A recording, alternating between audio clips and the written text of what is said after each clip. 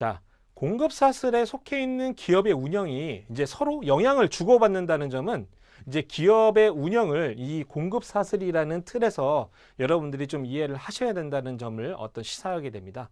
그래서 이를 위해서는 이제 공급 사슬의 일반적인 구조를 좀 여러분들이 좀 이해할 필요가 있는데요.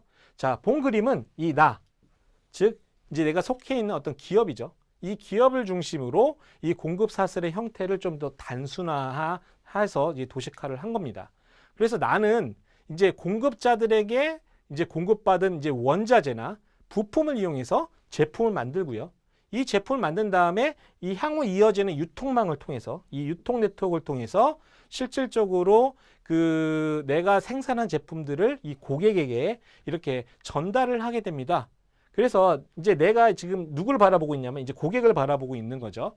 그래서 이제 나의 시선 방향이 고객을 향하고 있다라는 관점에서 이제 내가 생산한 제품을 받아서 다른 어떤 제품을 생산하는데 활용이 되거나 아니면은 이제 유통시키는 쪽을 이 공급사슬의 전방이라고 얘기를 합니다. 이건 이제 용어의 정의입니다. 그래서 내가 고객을 향하고 있는데 내가 생산한 제품을 다른 어떤 생산자가 받아서 또 새로운 제품을 만든다든가 아니면 고객에게 전달되는 이런 쪽을 이 공급사슬의 전방이라고 얘기를 하고요. 나에게 이 원자재나 어떤 부품을 이제 공급하는 쪽을 이 공급사슬의 이 서플라이 체인의 후방이라고 보통 얘기를 합니다. 그래서 제가 이제 강의를 하다 보면 뭐 전방이나 후방이나 이런 얘기를 여러분들에게 말씀을 드릴 텐데요. 그런 점을 좀 유의를 해서 좀 이해를 하시면 될 것 같습니다.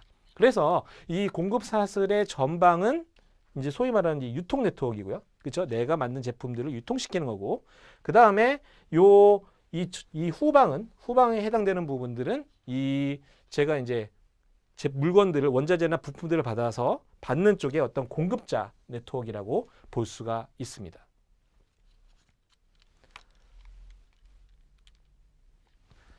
자, 그러면 이 공급사슬의 이런 어떤 전방, 후방이라는 또 구분과 또 더불어서 또 자주 사용되는 어떤 공급사슬의 또 개념이 있는데요. 바로 여기서 보면 이제 상류라는 개념과 하류라는 어떤 개념입니다. 그래서 본 슬라이드에서는요, 예를 들면 뭐 이제 오렌지 주스 간단한 어떤 예시를 한번 들어봤는데요. 이제 오렌지 주스의 이 서플라이 체인 공급 사슬을 한번 단순화해서 이렇게 표현을 좀 해봤습니다. 그래서 오렌지 주스의 생산 과정을 이 원자재인 이 오렌지 농장으로부터 시작을 해서 실질적으로 이 뭐 검사를 통해서 농축 공장을 거쳐서 실질적으로 완제품을 만들어서 소매상을 통해서 최종 고객에게 이렇게 전달되는 이런 어떤 일련의 어떤 흐름으로 볼 때 이 공급 사슬 전체는요, 이 자재가 오렌지로부터 시작해서 이 자재가 이렇게 이 상류에서 하류로 이렇게 자재 흐름의 관점에서 자재가 이 상류에서 이렇게 하류로 이렇게 이어지는 하나의 어떤 강이라고 한번 이해를 한번 해볼 수가 있을 겁니다. 그래서 이러한 관점에서 이제 이 완제품 공장이 이제 만약에 내가 속한 어떤 회사라고 생각하면요. 나를 중심으로 볼 때 나에게 이렇게 원자재나 아니면 부품들을 공급하는 쪽을 이 공급사슬의 상류라고 얘기합니다. 상류. 그래서 공급사슬의 상류는 이 나에게 제품을 아니면 부품을 원자재를 공급하는 1차 공급자가 있고요. 공급자가 있고 그 다음에 이 공급자에게 또 원자재를 공급하는 2차 공급자가 있고요. 그 다음에 또 공급자의 공급자에게 또 공급을 하는 제3차 공급자 이런 식으로 일련의 어떤 공급자들이 구성되어 있는 것을 나를 중심으로 봤을 때 상류라고 얘기를 합니다. 그래서 상류하류라는 말도 저희가 또 많이 쓰게 되는데요.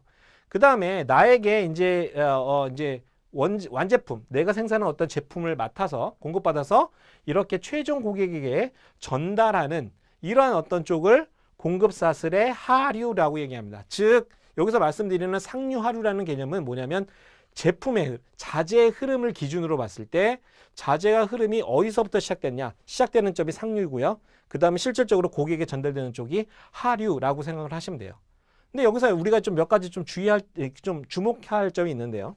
여기 보시면 자재는 공급사슬이라는 어떤 강을 따라서 상류에서 이렇게 하류로 좀 이어지게 되겠죠.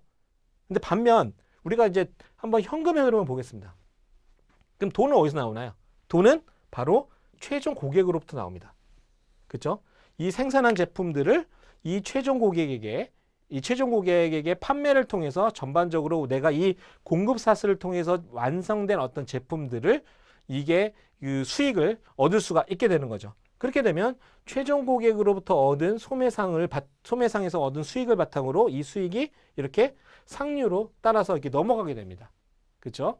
그래서 현금의 흐름은 최종 고객에서 발생해서 유통망 제조업체를 거쳐서 이 공급 사슬의 어떤 그 상류를 향해서 거슬러 이렇게 올라가는 방향을 가지고 있습니다. 그래서 이런 어떤 이러한 과정에서 이 공급 사슬의 어떤 통합을 위한 정보는 이 공급 사슬의 또 이 정보를 한번 보시죠. 정보 같은 경우는요, 사실은 이 공급 사슬 전반에 통해서 사실 다 공유가 돼야 되는 이러한 어떤 상황이 됩니다.